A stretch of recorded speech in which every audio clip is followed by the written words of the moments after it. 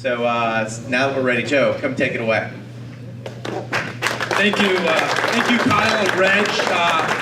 We're really excited to be here as the only enterprise company at Wearable World. Now, how many of you waited in line to buy something that you really wanted online? Right? I definitely have. And as you know, the online pre-order process is a lot different than waiting in a physical line. You're in the dark. You don't know your position in line. You don't know when you'll get the product, and worst of all, you're left all alone. You're not able to share the experience with other fans just as passionate as yourself. Okay? And if any of you here waited to get the Sony PlayStation 4, I can imagine how frustrated you are because they're still out of stock until the summer because of overwhelming demand.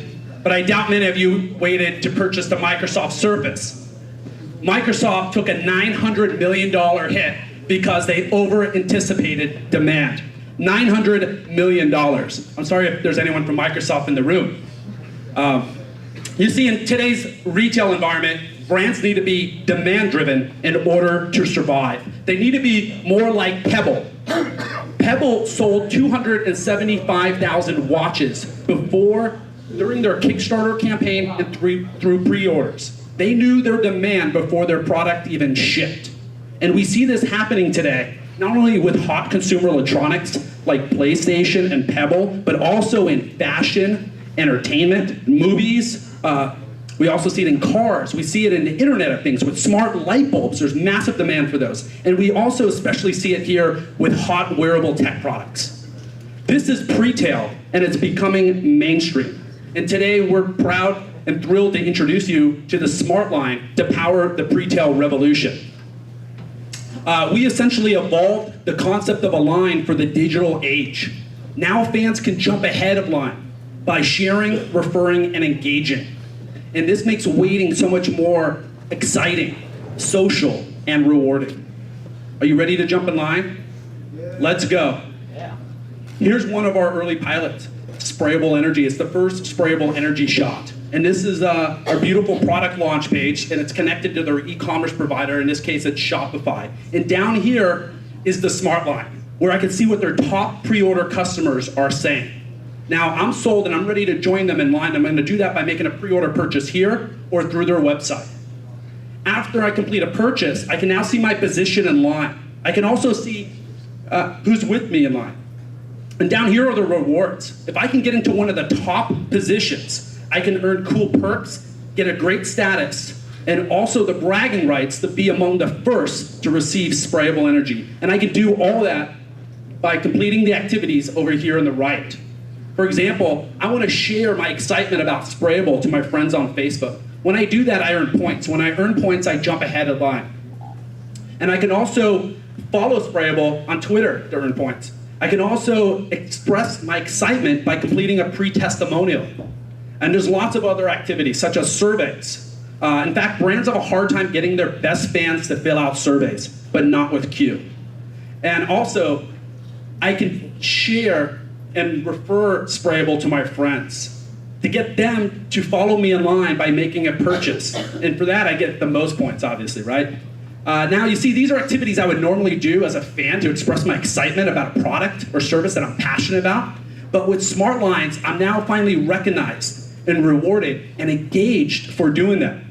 Now, it looks like I've moved further up the line, but I'm gonna need to keep coming back in order to stay ahead. And this is what makes Smart Lines so highly engaging. In fact, the industry average is about 5% of post-purchase engagement. But with Smart Lines, we're seeing at least 350%. Now, let's go into the management console. And this is where I'll set up my campaign as a campaign manager. And it's super simple.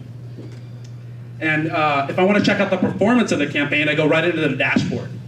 And it looks like we got lots of new referrals. We made a lot new customer acquisitions, as you can see in the purple. And we've also expanded our brand social reach, as you can see here.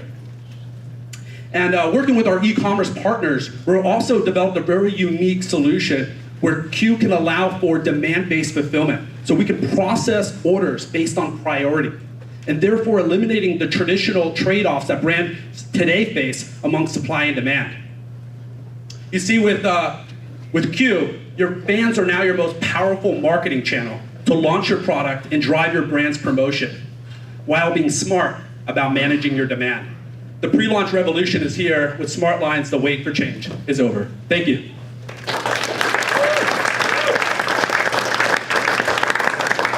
Okay, so any questions for Joe? No one saw me sprinting back up. I mean, it's pretty self-explanatory, pretty amazing. Anyone? Go ahead. So what's your go-to-market strategy? Yes, okay, great question. So we're targeting the SMB market, so post-crowdfunders. We're integrated with Kickstarter and Indiegogo. These guys can just simply upload their backer list, the seed, the queue, to get it going. And we're going to take that experience, learn from the SMB market, and then start to apply that into the enterprise space, where we eventually will build this out to a full stack demand chain management platform. And for the SMB market, it's really no cost, no risk for them. We're doing a percentage based off referred sales in. So. Great. One more question? Anyone? Somebody itch. Go ahead. You in the back. You're tentative. Tyler can go next. I got you. You're good.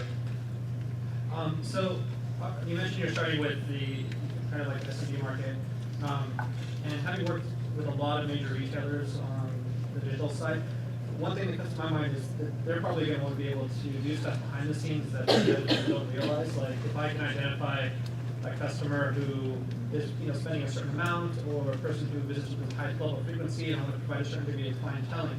So are you enabling that capability already, or is that something that will be phased in later? And how much can I control the transparency potentially as a brand, as far as what the levers are that different people would have access to move up in the line or back in?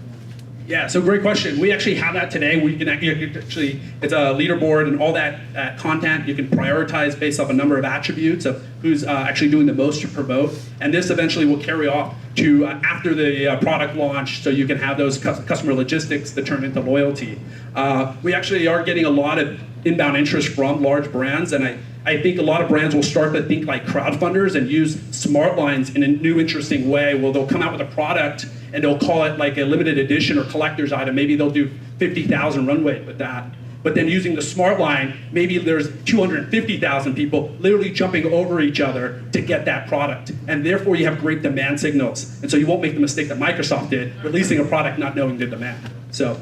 But can I also reproduce the transparency there? So if I want to say there's like an issue of like, I don't want certain people to feel left out, or I don't want certain people to feel like, well, those people, just because they spent more, they're getting treated better. Yeah, absolutely. You could control all that in a platform. It's our job is really to make this like a tool for you. It's not to kind of own, like, it's going to be a platform that's white labeled. There's a lot of things that we're going to be building out, that more customization, as well as we'll do some specific things that brands might want in the future. There's been talk of omni-channel experiences and so forth. So, but yeah, totally. It's agencies too. So, all right, Tyler, one last question. I just kind of want to know the history. How did you come up with this idea? Like, how did I come up with this idea? Great question. This was a space I was really interested in. I was on one direction looking at social commerce. I didn't really think anyone nailed it. Having been involved with a lot of different social type of events and marketing stuff in the past, I noticed that lines actually is the ultimate expression of demand for people. Consumers are pledging both their time and their money. And that really hasn't translated over into the digital world, where a lot of these companies might have 75,000 people waiting, but you can't see that as you could if you were waiting, if you saw it outside of a store or a restaurant or amusement park. So, those types of things I looked at and I said, okay, how do we make this better? And at the same time I was looking at, what's known now as pre-tail, and there's massive inefficiencies in that marketplace, and my background was in finance, and I just, wanted to understand, how do we make the market dynamics of pre-tail work better for both the brand as well as for the fan. So, and my partner here, Darren, was at Zazzle, and he noticed a lot of, interests of ways of how, you can actually, do more post-purchase engagement, and focusing on that stuff is kind of, we teamed up to launch Q. Great. Thank you so much, Joe. Thank you. All right. 2 more. Count time.